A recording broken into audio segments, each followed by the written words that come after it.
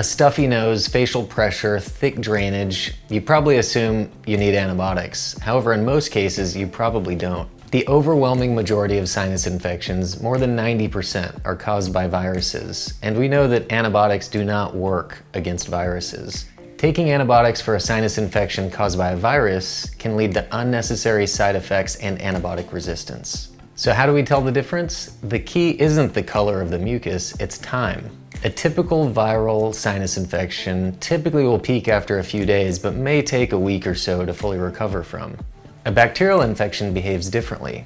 Based on the most recent clinical guidelines, we look for two things to determine if someone needs antibiotics for a sinus infection. First, your symptoms of thick drainage, nasal congestion, and facial pressure have lasted for at least 10 days and aren't getting better. Or second, you experience what's called a double worsening. This is where you start to get better, but then after a couple days, symptoms get worse again, and the facial pressure, congestion, and thick drainage returns.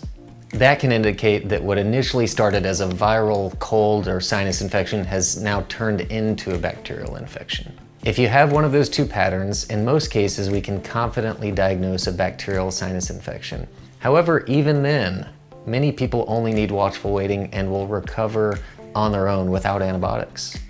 Often just time, things like nasal rinses and over-the-counter pain relievers are all that's required to treat the sinus infection. So if you're not past that 10-day mark and haven't experienced the double worsening, then give your body a chance to fight it off.